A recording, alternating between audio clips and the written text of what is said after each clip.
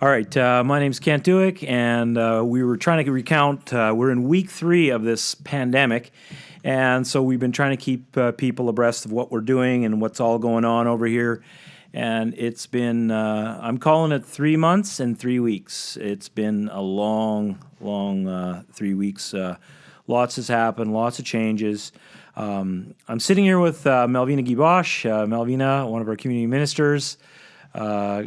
And we're going to hear a little bit about what's going on in the community, some of the things that are happening.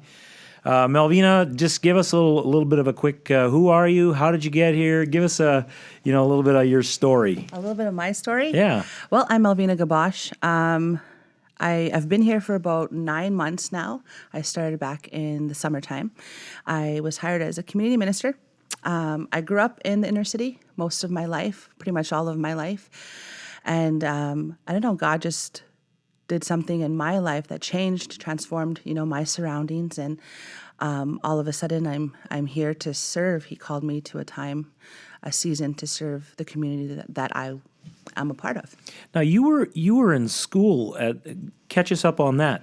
Yes, I was in University of Winnipeg for inner city development. Okay. Inner and urban inner city studies. Okay. So that's what I was taking at the University of Winnipeg. So I was doing that full-time, and I was working here part-time. But God just tugged at my heart, and I decided to go full-time with Inner City Youth Alive. Yeah, it's been great having you here.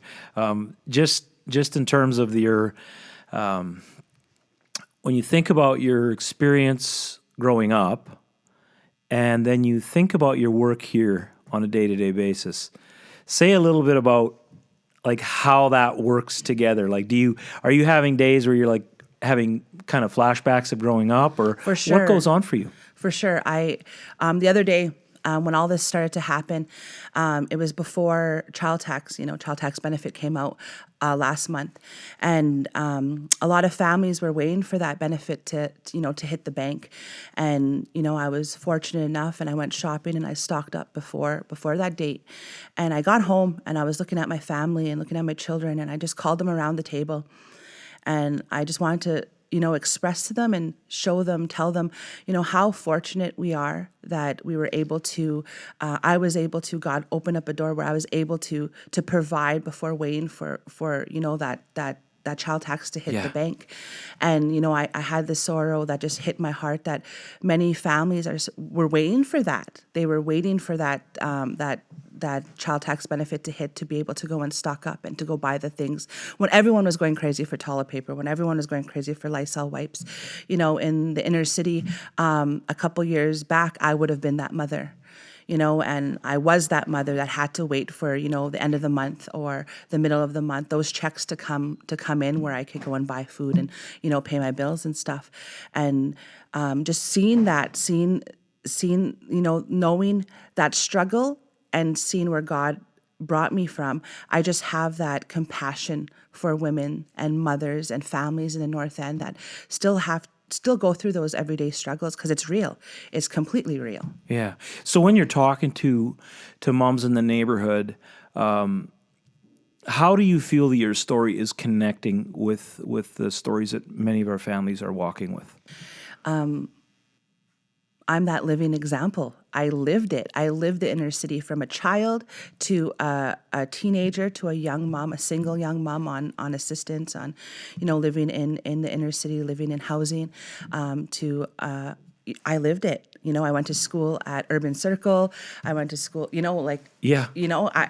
this is my core, and, I lived it, and I can communicate or understand, or maybe even just connect with mothers that are living it right now, and that there's hope. There is hope to come out of that, or to move forward, or to, if you work hard enough and you pursue your dreams and your goals, that you can eventually move forward.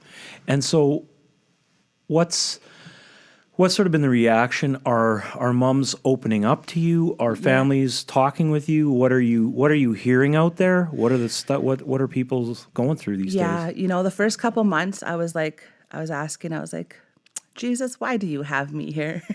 But, as I started to be persistent and, knock on those doors, make those phone calls, keep trying to connect with, the women. And I see that there's, a connection developing and a safety. They feel safe with me now. Mm-hmm. And, they ask me questions and they ask me, like, well, how did you get out of this? How did you go back to school? How did you deal with this situation? How were you able to, get a license? How were you able to buy a car? How were you able, all these different things.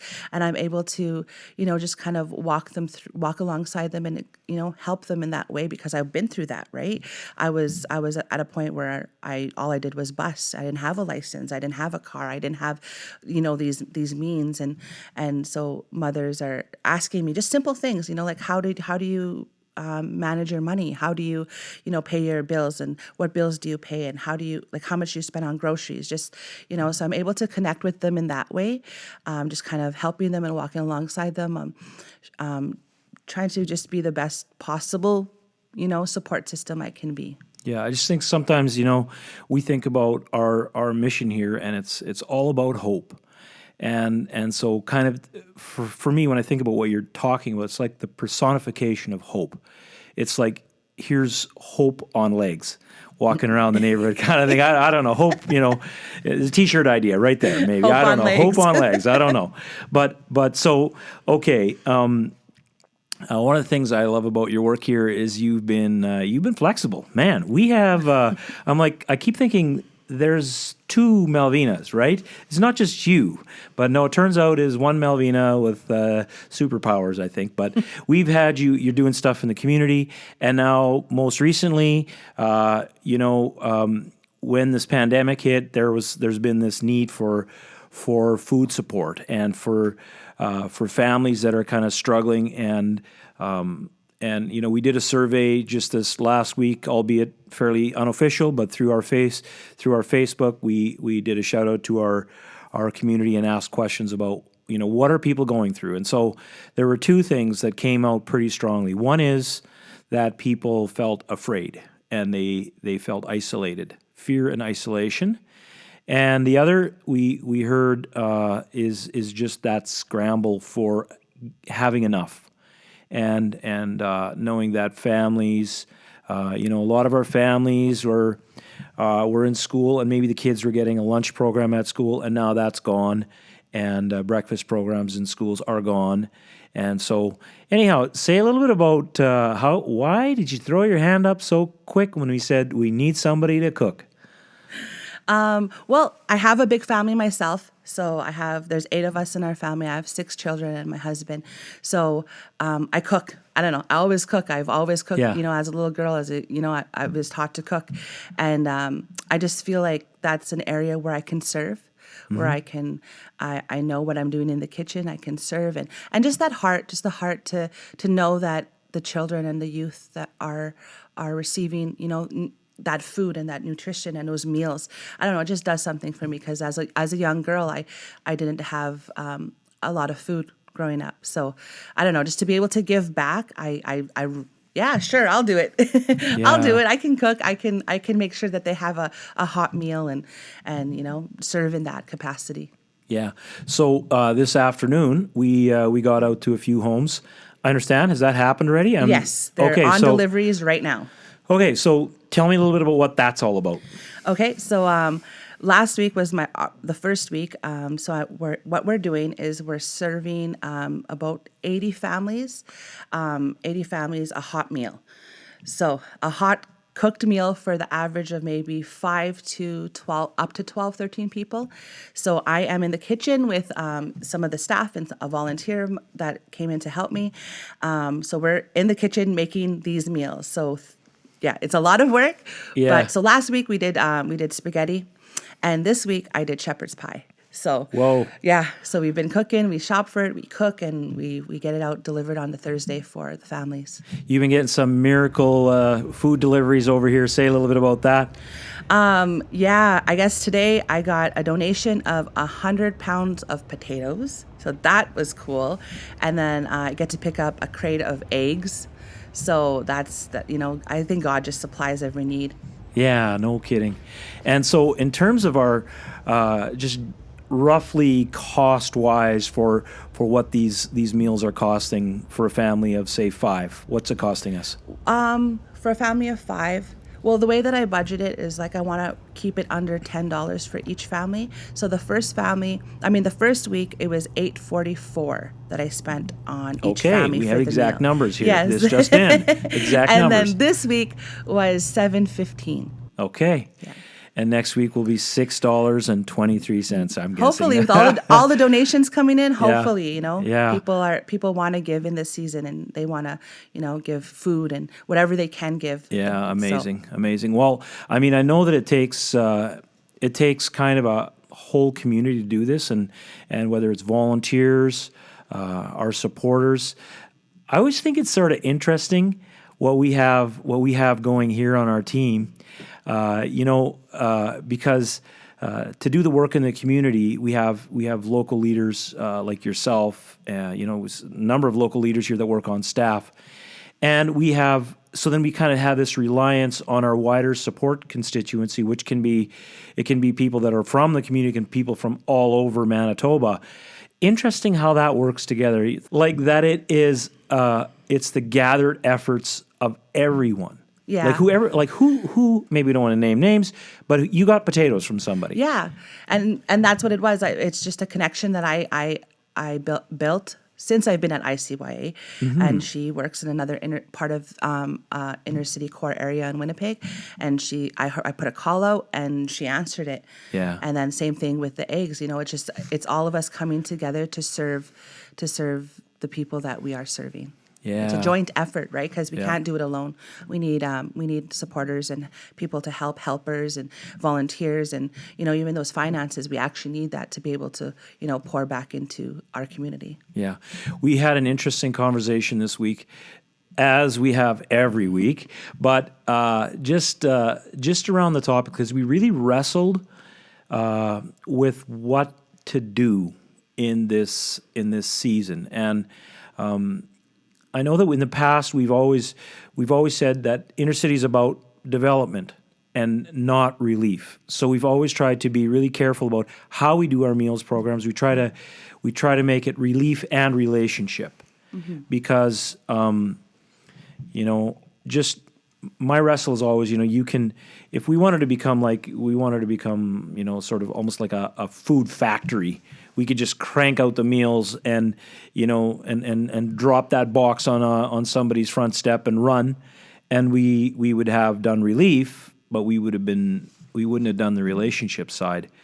And I think, just in terms of the dignity that comes with like actually,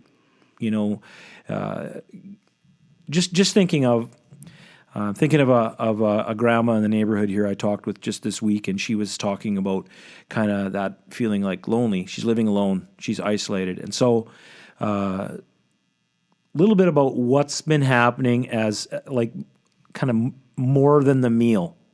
What's going on beyond the meal? When like you drop that meal off, what kind of connections are we having with people that are on the receiving end? Honestly, it's very positive. I think it's like families out there that feel like, oh, they're back. They can count on us, right? They're like, oh, you brought this more. There's more. You're giving us more, because the Bridge team are doing the care packages for the youth and the kids, and then I'm cooking a meal, and and then all this stuff that are being dropped off. It's just like that of hope and of love and of like, we are here no matter what is happening around. We are still here, and you can still count on us. I remember, Melvina, when we were talking about this thing, and you told us about your secret ingredient in all your meals is love. Yes. Yeah. And I cook all my meals with love. wow. And so that's really what gives it the power, and what makes, I sometimes have observed that people are very quick to sort of come to sort of interventions or solutions when they see something, and there's like a knee-jerk reaction to give food, but I really feel what I feel very, very good about is that it's that extra thing. It's that more than a meal. It's that food plus the connection with people, as we mentioned earlier, that are feeling afraid and are feeling isolated, and what I'm always blessed by is whenever I have a chance to talk to the youth around here about our supporters, I try to help them to imagine that it really is that they're not alone in the world. They're not isolated. They're not just locked into the north end, that there are people in the wider community that care about their lives. About them. Yeah, that love them, that pour into them, right? Yeah, and this is to me, kind of the quietest sort of revolution, right? It's like all these good people that send money to our program and make it possible for us to spread love and spread hope and to kind of like just, open the door on people's homes so that people feel like that sense of there's a world out there that actually cares about me and cares about my situation. And so, and I think that's what it is when we drop off, the meals and the care packages at their doors. It's like, wow, they actually care about me. Yeah. It's that connection, it's that relationship, it's that trust, building that trust and maintaining that trust. Yeah, and that's the beauty of having been here for 34 years is that there's some kind of superpower, I always say, that comes with endurance. Yes. Where you're like, people know that our love is there for the community, for our community, that it's we're together, we're in on this together, and that gives us a real powerful kind of message. And so it's just awesome that you and your team and your volunteers are doing this, and I know that you give above and beyond. You're a super mom as well as doing ministry here in our community, and it's really, really powerful what you're doing, and thank you. And so the invite I'm having, I want to put out there to our supporters and friends is that, again, it's kind of that home-to-home connection. And I know there's a lot of people that are sitting at home right now that are going squirrely. Hopefully you're not fighting or anything at home, but you're kind of going squirrely and you're there with your kids, you're doing homework. What about the idea of getting your kids to think about kids in another community? And is there a way that you could connect with what we're doing here through our meals program?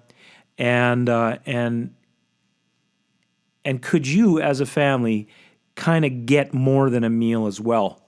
When you realize that what you're doing is supporting this work, whether through donation or food donation, you're supporting the work, but you're actually you're building into relationships here in the community, and ultimately in our context, in some third world context, you can throw relief at things and it's just a solution.